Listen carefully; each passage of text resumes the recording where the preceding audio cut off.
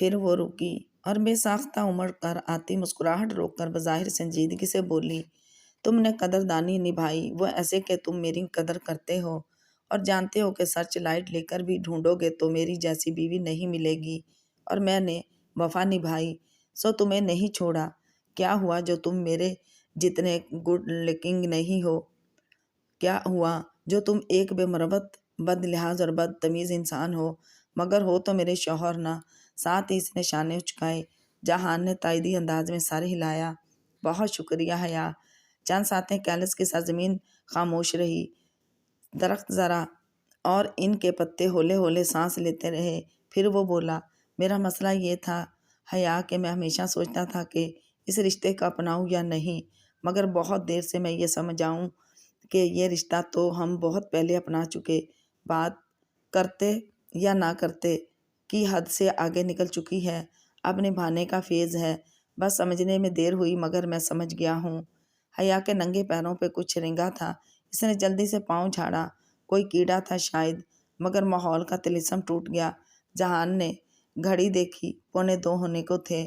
اب مجھے جانا ہے، اور حیا کو لگا اس کا دل زور سے سمندر میں دھکیل دیا گیا ہے۔ یہ درد اتنا شدید تھا کہ اسے جسمانی لحاظ سے بھی محسوس ہوا تھا۔ وہ درخت کی ٹپک چھوڑ کر اس کی طرف مڑی۔ جہان پلیز مت جاؤ۔ آنکھوں میں اضطراب لیے وہ التجا کرنے لگی۔ نہیں حیا، اسے مت کرو پلیز، میرے دل کو کچھ ہو رہا ہے، مجھے ڈر لگ رہا ہے، تم مت جاؤ۔ حیا، یہ اتنا بڑا مسئلہ نہیں ہے، یہ اوپر ستارہ جو ہے نا۔ اس نے آسمان کی طرف اشارہ کیا مگر حیا نے اوپر نہیں دیکھا۔ وہ اسی مضطرب انداز میں جہان کو دیکھ رہی تھی۔ یہ ستارہ اپنے دائیں جانب رکھ کر میں چلتا رہوں گا اور ایلپو پہنچ جاؤں گا۔ یہ بہت سمپل ہے حیا۔ جہان پلیز نہ جاؤ۔ دیکھو سیکورٹی فورسز، کیا پتہ وہ جانتے ہوں، وہ پہلے سے تیار بیٹھے ہوں۔ پھر وہ کیسے جان سکتے ہیں جب میں نے یا تم نے ان کو نہیں بتایا تو؟ مگر یہاں باوردی سرنگیں ہیں، وہ مسئلہ نہیں ہے۔ مسئلہ صرف کمانڈر ہوتا ہے، اور کمانڈر شیعہ ہے، یعنی کوئی مسئلہ نہیں ہے۔ شیعہ؟ اس نے حیرت سے جہان کو دیکھا۔ یہ فرقہ واریت کہاں سے آ گئی؟ دیکھو، شام کے صدر باشار اسد شیعہ ہے اور پاسبانی ہے۔ کہیں کس کے پاپا؟ اچھا، طیب اردگان۔ اللہ ایسی عقلمندی بیوی ہر ایک کو دے۔ دیکھو، طیب اردگان سنی ہے، سو جب بارڈر کا کمانڈر سنی ہوتا ہے تو آپ شام سے ترکی میں داخل ہو سکتے ہیں۔ سیکورٹی نرم ہوتی ہے، مگر ترکی سے شام جانے میں مسئلہ ہوگا۔ لیکن جب کمانڈر شیعہ ہوتا ہے تو وہ آپ کو شام جانے دے گا۔ مجھے سمجھ نہیں آئی۔ مطلب یہ کہ اگر شام سے ترکی جانا ہے تو تب جاؤ جب سنی کمانڈر ہو، اور جب ترکی سے شام جانا ہو تو شیعہ کمانڈر کے وقت جاؤ۔ میں اس لیے اتنے دن ٹھہرا رہا کیونکہ کمانڈر بدلنا تھا۔ 4 روز پہلے نیا کمانڈر آیا ہے۔ دنیا کے ہر بارڈر پہ کمانڈر کی تبدیلی کے گھنٹے بھر میں ہی اس کا نام وغیرہ سمگلرز اور جاسوس میں پھیل جاتا ہے۔ یہ واحد بارڈر ہے جہاں پہلی بات یہ پھیلتی ہے کہ وہ سنی ہے یا شیعہ۔ یہ فرقہ واریت نہیں ہے، یہ تو بس اسٹریٹجک سیاست ہے۔ وہ اس طرح فکر مند اور پریشان سی سے دیکھتی رہی۔ میں اگلے ہفتے منگل کے دن پاکستان آ جاؤں گا، میرا یقین کرو۔ حیا نے اس بات میں سر ہلایا۔ وہ اس کو روکنا چاہتی تھی مگر اب یہ اس کے ہاتھ سے باہر تھا۔ اب یاد کرو آشیانہ میں میرا وعدہ کہ ہر پلان میں ڈیسائیڈ کروں گا، یاد ہے؟ ہوں۔ اس نے گردن ہلائی۔ آنسو گلے میں پھندا ڈال رہے تھے۔ اب مجھ سے کچھ وعدے کرنے ہوں گے تمہیں۔ وہ بہت غور سے اسے دیکھتا قطعیت سے کہہ رہا تھا، میرے جانے کے بعد تم پیچھے مڑ کر نہیں دیکھو گی۔ جو پیچھے مڑ کر دیکھتے ہیں وہ پتھر کے ہو جاتے ہیں۔ حیا نے پھر اس بات میں گردن کو جنبش دی۔ اس کی آنکھیں بھیگ رہی تھیں۔ اور میرے جانے کے بعد پورے 5 منٹ بعد تم یہاں سے اٹھو گی اور مڑے بغیر واپس گاڑی تک جاؤ گی، کلیئر؟ ہاں ٹھیک۔ اس کی آواز روندی ہوئی سی نکلی۔ اور تیسری بات، اس درخت کے اس پار یعنی سرحد کی طرف تم نہیں جاؤ گی بلکہ واپس گاڑی کی جانب جاؤ گی۔ حیا، کچھ بھی ہو جائے، بھلے کچھ بھی ہو جائے، تم اس جگہ سے آگے نہیں جاؤ گی۔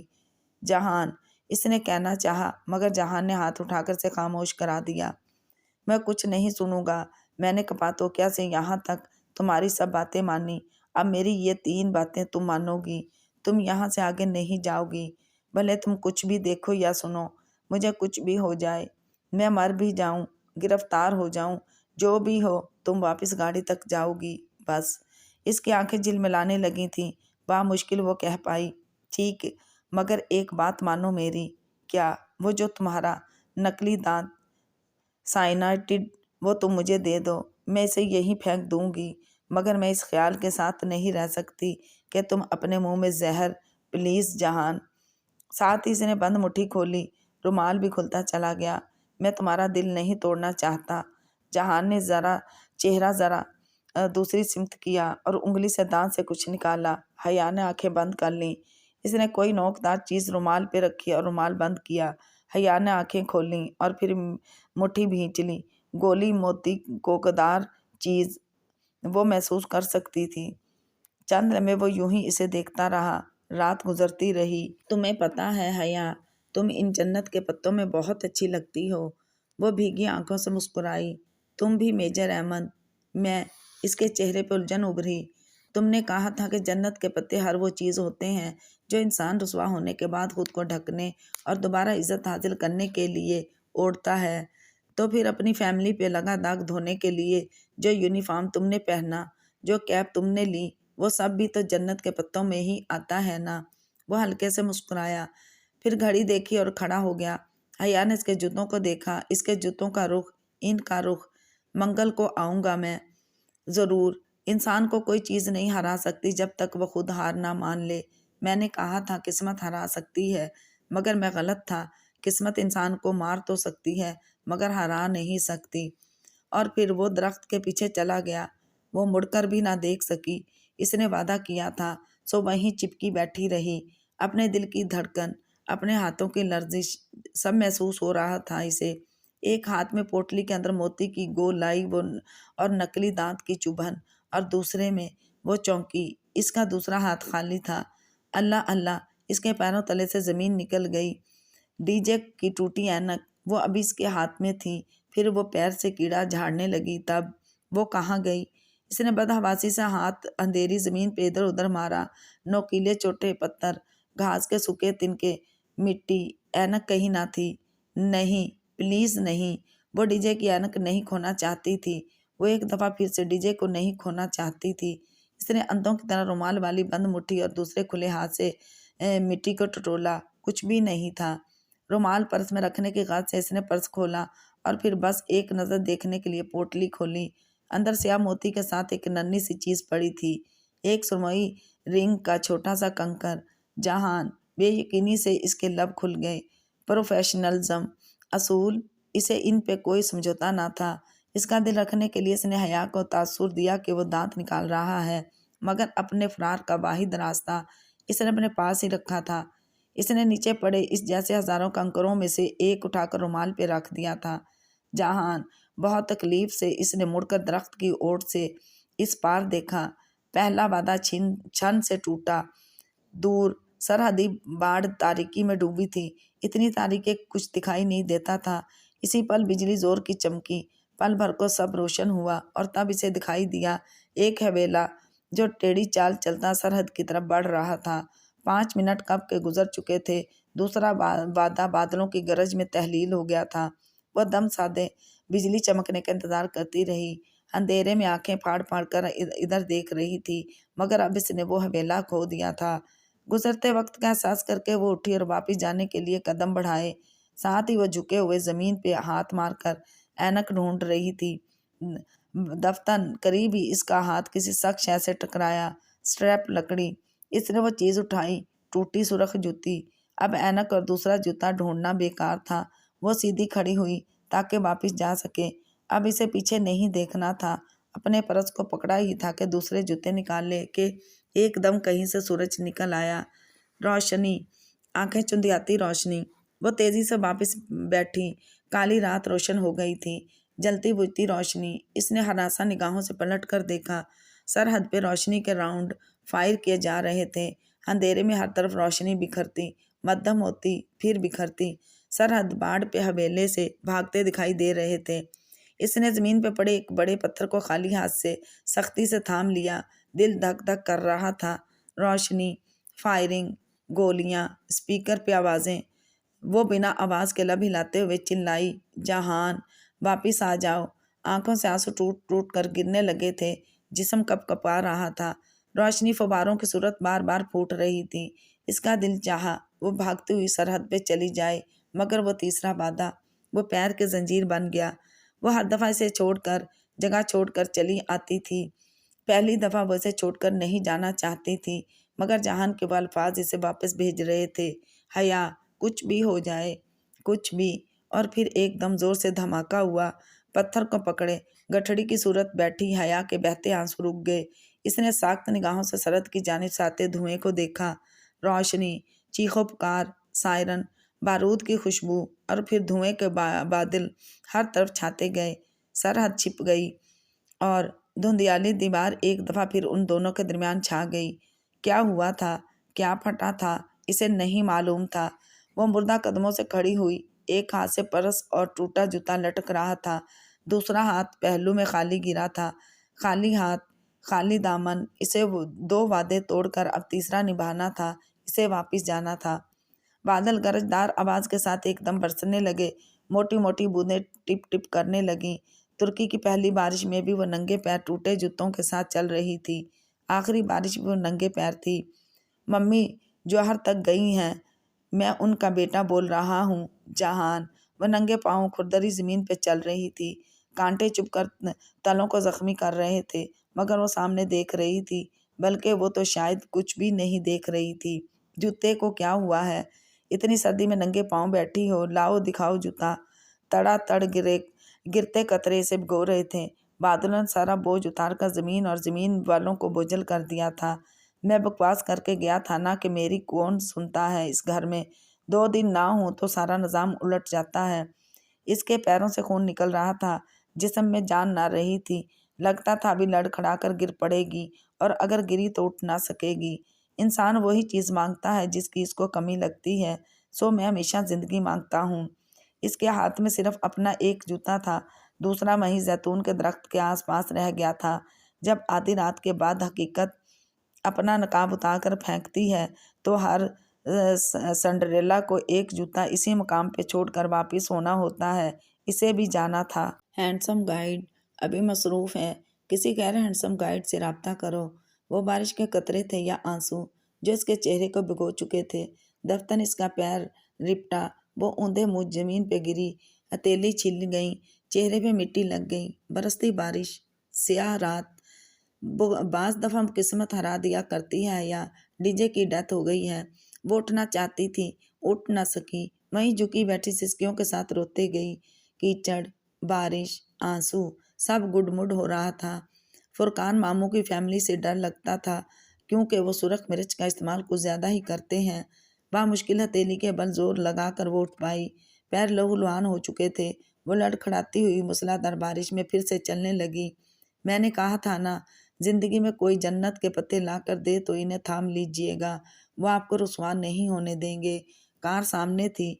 इसके दरवाजे को पकड़े पकड़े सहारा लिए खुद को संभालना चाहा। जब अपना चेहरा छुपाने के लिए मैगजीन सामने करते हैं तो इसे उल्टा नहीं पकड़ते। स्टेयरिंग व्हील था, थामे इसने धुंधली आंखों से शीशे के पार देखा। हर सू धुंध थी, धुंध जो इनकी जिंदगियों से छटी ही नहीं थी। अगर जादूगर अपनी ट्रक के फौरन बाद ही राज बता दे तो क्या फ़ायदा। हर शय स्लो मोशन में हो रही थी। सारी आवाज़ें बंद थीं, बस हरकत दिखाई दे रही थी। इसने खुद को मरियम खानम के दरवाजे पे देखा। बारिश इस तरह बरस रही थी, मगर इसकी समात बंद हो चुकी थी। अच्छा, तुमने पाशा बे के ऊपर कॉफ़ी उलट दी थी। Good, very good. खानम इसको सहारा दिए बिस्तर पे लिटा रही थी। इसके गिर्द सारी दुनिया गोल गोल घूम रही थी। अपनी जगह कभी नहीं छोड़ते हैं, या होटल ग्रैंड की मिसाल याद रखो। वो बिस्तर पे लेटी थी, आंखों से बेआवाज़ आंसू बह रहे थे। पाइंती की तरफ बैठी मरियम खानम इसके पैरों पे दबा लगा रही थी। इसे दूर नहीं हो रहा, इसे दर्द नहीं हो रहा था। सारी हिसासियत ख़त्म हो गई थी। बिल्कुल भी मदद नहीं करूँगा। जो करना है अकेले करो और ख़ुद करो, क्योंकि तुम कर सकती हो। वो अपना ट्रॉली बैग घसीटती रेलवे स्टेशन पे चल रही थी। दोनों पैर पट्टियों में बंधे थे। कदम उठाती कहीं और थी, पढ़ता कहीं और था। लगता है सब मुझसे तंग आ गए हैं, जो बार बार जाने का पूछते हैं। دل کرتا ہے مانسن کی طرح کبوتر بن کر کسی غار میں چھپ جاؤں۔ ٹرین تیز رفتاری سے دوڑ رہی تھی۔ وہ کھڑکی کی طرف بیٹھی بھیگی سرخ آنکھوں سے باہر بھاگتے مناظر دیکھ رہی تھی۔ زیتون کے درخت پیچھے رہ گئے تھے، شیشے دھندلا گئے تھے، یا اس کی آنکھوں میں دھند تھی؟ اب تو سارے فرق ختم ہو گئے تھے۔ میرا نام جہان سکندر ہے، میجر جہان سکندر احمد۔ سمانچی کا سبززار بھی اسی کوہر میں ڈوبا تھا۔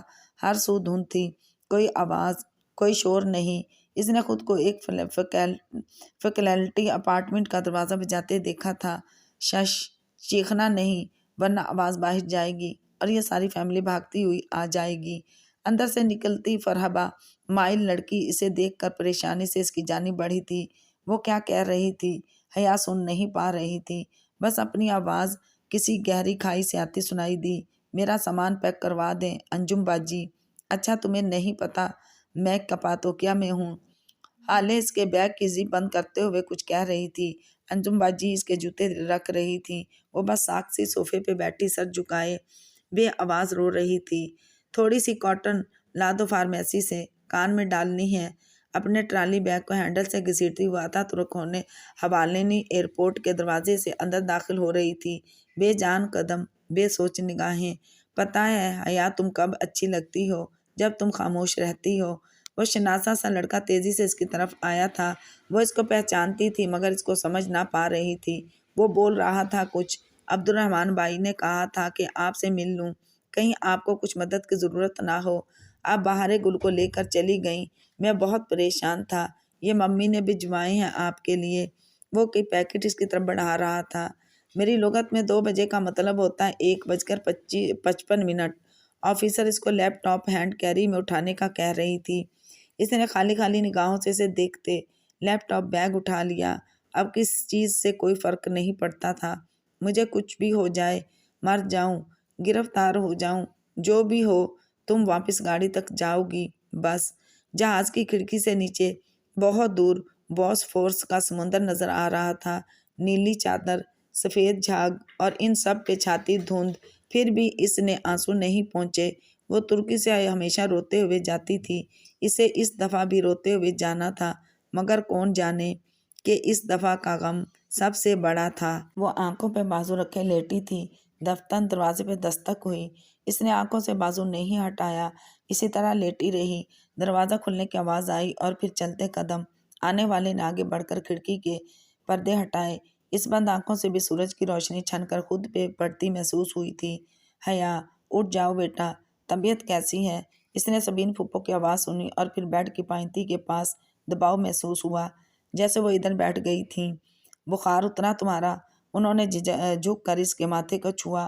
حیا نے بازو آنکھوں سے ہٹایا اور خالی خالی نگاہوں سے ان کو دیکھا۔ شانوں پہ دوپٹہ لیے، بال کیچر میں باندھے، وہ ویسی ہی تھیں، پرسکون، صابر، ٹھنڈی۔ میں ٹھیک ہوں۔ وہ کوہنی کے بل ذرا سی اٹھی، نکاہت پزمزدگی سے، جیسے جسم میں جان ہی نہ رہی تھی۔ اور یہ تمہارے پاؤں کو کیا ہوا ہے؟ نتاشا کہہ رہی تھی کہ ابھی بینڈیج لاتی ہے۔ یہ بینڈیج تو بالکل خراب ہو گیا ہے۔ انہوں نے ہولے سے اس کے پیر کے انگوٹھے کو چھو کر کہا، جس پہ لگی پٹیاں پرانی اور خستہ ہو چکی تھی۔ حیا تکیے کے سہارے بیٹھی سی طرح انہیں دیکھتی رہی۔ جہان تمہارے ساتھ تھا؟ انہوں نے نرمی سے پوچھا۔ جب سے وہ آئی تھی اتنی بیمار ہو گئی تھی کہ پھپھو سے باقاعدہ بات اب ہو پا رہی تھی۔ اس نے گردن کو سبات میں جنبش تھی، گلے میں آنسوؤں کا پھندا سا پڑنے لگا تھا۔ پھر اور اس پھر کے آگے سارے جواب ختم ہو جاتے تھے۔ اس کی آنکھیں ڈبڈبا گئیں۔ میں نہیں جانتی پھپھو، ہم ساتھ تھے، وہ کہنے لگی تو آواز بہت بوجھل تھی۔ اس رات آسمان پہ بادل تھے اور چاند نہیں تھا، تارے بھی نہیں تھے۔ وہ آگے جا رہا تھا، میں نے اسے روکنا چاہا، منع بھی کیا، مگر اس نے میری نہیں مانی۔ وہ چلا گیا اور پھر وہ رکی اور پلک جھپکی تو آنسو رخسار پہ لڑھکنے لگے۔ پھر پتہ نہیں کیا ہوا، مگر وہ واپس نہیں آیا۔ کمرے میں چند لمحے کے لیے بوجھل سی خاموشی رہی۔ پھپھو کے چہرے پہ وہی سکون، وہی ٹھہراؤ تھا۔ کیا اسے اسی وقت واپس آنا تھا؟ نہیں، اس نے کہا تھا کہ آنے والے منگل کو وہ آ جائے گا، تو ابھی منگل میں کچھ دن ہے نا، وہ آ جائے گا، تم فکر کیوں کر رہی ہو؟ حیا نے نفی میں سر ہلایا۔ وہ نہیں آئے گا، وہ مشکل میں ہے، میں نہیں جانتی کہ وہ ٹھیک بھی ہے یا نہیں، مگر وہ مشکل میں ہے، شاید زخمی ہو، شاید گرفتار ہو، یا شاید اس سے آگے فکرہ ٹوٹ گیا، دل بھی ساتھ ہی ٹوٹ گیا۔ اگر اس نے کہا تھا آئے گا تو وہ ضرور آئے گا، مجھے پورا یقین ہے۔ انہوں نے جیسے دلاسا دیتے ہوئے اس کے ہاتھ کی پشت کو تھپکا۔ وہ ان بھیگی نگاہوں سے ان کا پرسکون چہرہ دیکھتی رہی۔ میں سمجھتی تھی کہ آپ میں اور مجھ میں بہت فرق ہے پھپھو، آپ صبر سے انتظار کرنے والی عورت ہیں، مگر میں چیزیں اپنے ہاتھ میں لے کر جہان کے ساتھ چلنے والی عورت ہوں۔ لیکن اب مجھے لگتا ہے کہ تکلیف ہم دونوں کے حصے میں برابر آئے گی۔ آپ ظاہر نہیں کرتی اور میں چھپا نہیں سکتی، بس یہی فرق ہے۔ بے یقین نہ ہو بیٹا، اللہ سے اچھا گمان رکھو، اچھا ہی ہوگا۔ انہوں نے نرمی سے اس کے ہاتھ دباتے ہوئے کہا۔ وہ سر بھی نہ ہلا سکی، عجیب بے یقینی سی بے یقینی تھی۔ دروازہ ذرا سی دستک کے ساتھ کھلا۔ پھپھو اور حیا نے ایک ساتھ اس سمت دیکھا۔ نتاشا دروازے میں کھڑی تھی۔ حیا بروقت پھیکا سا مسکرائی اور آنسو ہتھیلی کی پشت پر صاف کیے۔ حیا کیا تم اٹھ گئی ہو؟ میں تمہارے لیے بینڈیج لائی تھی، وہ خراب ہو چکا ہے، اسے اتار دیتے ہیں۔ نتاشا رسان سے انگریزی میں کہتی ہوئی اندر آئی اور چھوٹا سا باکس بیڈ پہ حیا کے پیروں کے پاس رکھا۔ پھپھو اس کی جگہ دینے کے لیے اٹھ گئیں تو وہ وہیں پھپھو کی جگہ پہ بیٹھ گئی۔ ہوا کیا تھا تمہیں؟ اتنے زخم کیسے آئے؟ وہ اب حیا کی ایڑی سے بینڈیج اتارتے ہوئے بولی تھی۔ لہجہ نہ زیادہ متفکر تھا نہ زیادہ سرد۔ پتہ نہیں وہ اسے اچھی لگتی تھی یا بری، ویسے تو بے زر سی ہی تھی، البتہ اس کا لباس، اللہ اللہ! اس ساری پریشانی میں بھی حیا کے ذہن میں آیا تھا کہ یہ اس طرح سلیو لیس ٹاپ اور کیپری میں گھر میں گھومتی ہوگی اور رحیل یا ابا کو کوئی فرق نہیں پڑتا۔ کیا ہوا تھا حیا پیر پہ؟ نتاشا نے دعا لگاتے ہوئے دوبارہ پوچھا۔ حیا چونکی۔ کانچ، پتھر، زمین پہ بہت کچھ گرا تھا اور میں انہی کے اوپر چلتی رہی۔ بہت بے احتیاطی ہے یہ ویسے۔ اوکے، میں اسے بینڈیج کر رہی ہوں، بہت جلدی ٹھیک ہو جائیں گے، زیادہ گہرے نہیں ہیں، وہ اب مصروف انداز میں کہتی اس کی پٹی باندھ رہی تھی۔ دفتن آسمانوں پہ اذان کی آواز گونجنے لگی۔ پھپھو جانے کے لیے اٹھ کھڑی ہوئیں۔ اس نے انہیں نہیں روکا، اس کے پاس انہیں روکنے کے لیے کوئی جواز نہ تھا۔